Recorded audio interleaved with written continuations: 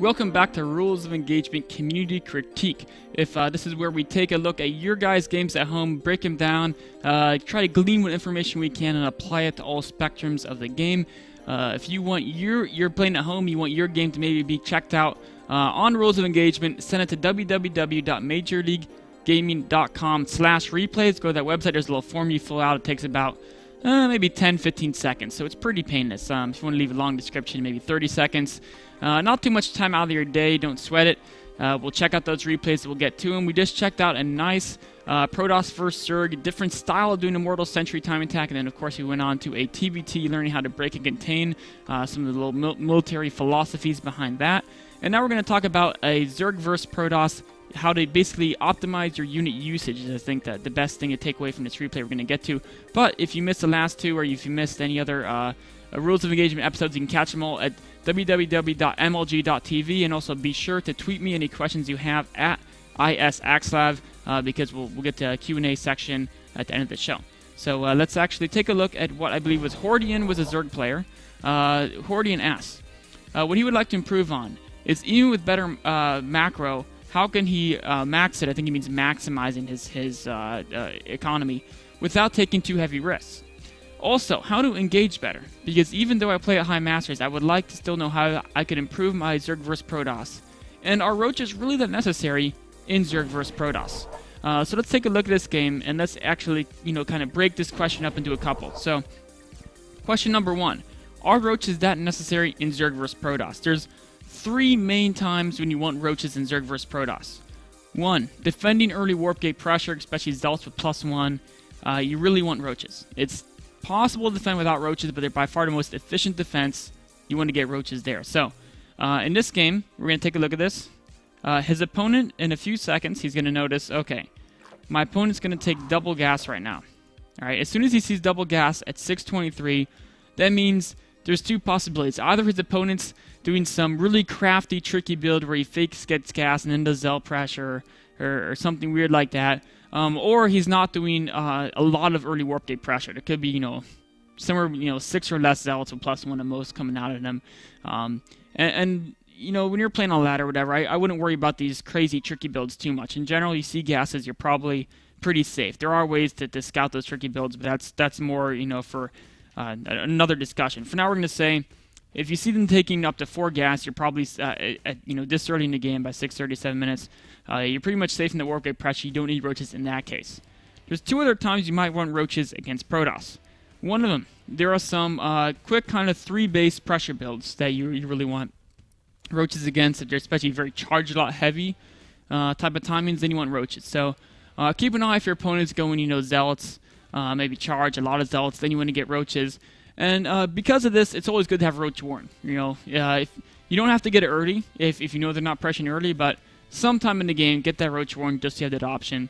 The last time we might want roaches against Protoss is for late game Zerg remax situations. There's so often you have a Broodlord Infestor army, they have some really high tech, maybe it's air, maybe it's Colossi, Templar, etc. You trade armies, your Infestors get away, they get away with a couple gateway units, right? Your Infestors should always get away from microing them well. In this situation, it's really, really strong to remax some roaches. And then just go and kill your opponent's 4th base, usually, or maybe their 5th, whatever base it is. And the reason this is because let's say you hold down roach button, 30 seconds to build those roaches. Actually, it's less than that, but another 20 seconds to get them to your opponent's base. Your opponent in those 50 seconds can maybe have 1 or 2 robotics units being built, but they're basically going to be pure warp gate units to defend. And Roach Infestor is exceptionally powerful against warp gate units, so as a late game remax, it can be good in that situation. In general, though, you could probably play without using them. So those couple situations I illustrated, you might want to use roaches. Otherwise, you're fine without using them if you don't like them. The next step we're going to talk about, we're going to check out this replay. So he knows he doesn't need roaches in this case, and he ends up not building them. He mentioned, how can I improve my macro without taking too many risks? Everything's looking pretty good right now, honestly. I mean, the injects are pretty good. Going up to this many gases this early, yeah, it's fine. It's slightly risky. And the reason why it's slightly risky is because you're cutting into your minerals a lot. And that's okay, or minerals in early game a lot, which is okay in some situations. But let's say your opponent was going for 2 base Immortal timing, which he very well likely could be doing right now. Everything here would be good except for the fact that there's a ton of gas and not that many minerals, right? And in a way you're thinking that's great because I'm planning to go Infestors, right? And I want to spend a lot of gas. But you can do Infestors off 4 gas. You don't need to get this 6 super early. And then you'll have enough minerals you can build plenty of spine crawlers in case they do a 2 base push. Against that 2 base push, of course, you sack your 3rd, mass spine crawler, and 2 base Infestor beats 2 base Immortal Sentry pretty much every time, unless there's obviously it's not like a free win, but the Zerg's in a superior position from that point.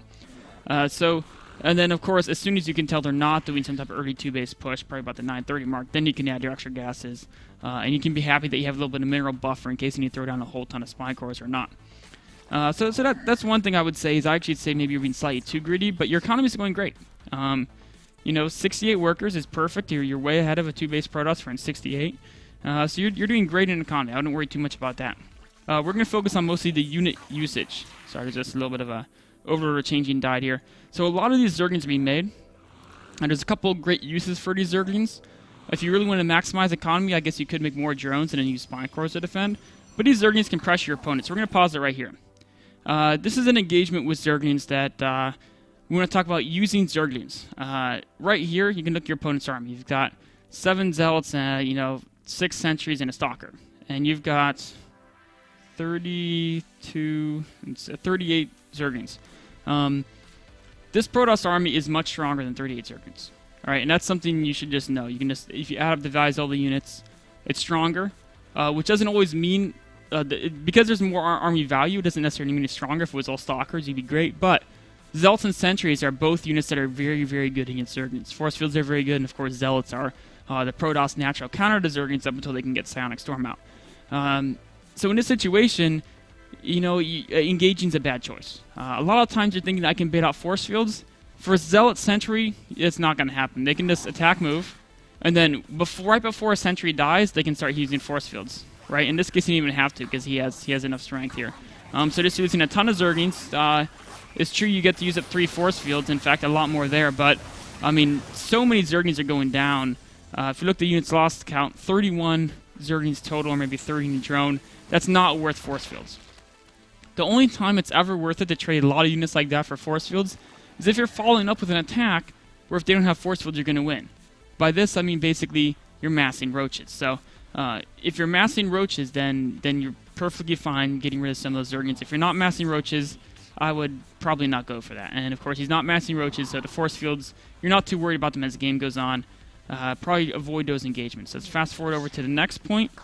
Another time, this is again an engagement, mostly Zealot Sentry. You do not want to engage out with pure Zerglings unless you have a super overwhelming number. Yes, you're getting rid of Force Fields, but I mean, I think you maybe kill 2 Stalkers. Yeah, 2 Stalkers, and then, again, let's check out this units lost tab. 77 Zerglings dead now for just a couple units. Not at all really where you want to be at. So, you got to be a little more careful with the Zerglings. The true are not worth a whole ton, but they're still your buddies. You want to care for them. So, Zerglings, I would be a little bit more cautious with engaging, which is the primary thing there. If it's Stalkers, go for it. Stalker Sentry, sure. Because they can cast Force Fields and you can run away immediately. Zealot Sentry, not so much. Zealots will kill you way too fast, and they can delay their Force Fields longer because Zealots can take a little bit more of a beating. So now going in again here, I assume we're just going to run away in a second. Okay, I mean, that wasn't too bad. Only lots of few Zerglings per Force Field. Of course, again, Force Fields are actually not your biggest enemy when you're going Infestors and tech. So now we're on to how to basically control the Infestors. This is the next part of the unit usage. The Infestors are really cool here. You get a great set of Chain Fungals. But, and this is the most important thing to do with Infestors, is get these Chain Fungals. Gotta be a little careful with these Immortals. They do tons of damage, 60 damage per hit to Infestors because they are armored. So, gotta be a little bit careful of that. But the other thing is right here. The Zerglings, again, the Zerglings can't take the Zealot Sentry.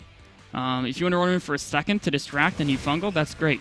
But otherwise, you got to pull these Zerglings back out now because they're just going to get totally massacred.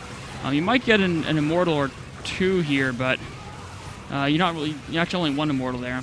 Not the best engagement with the Zerglings. The most important thing, though, Infestors got out.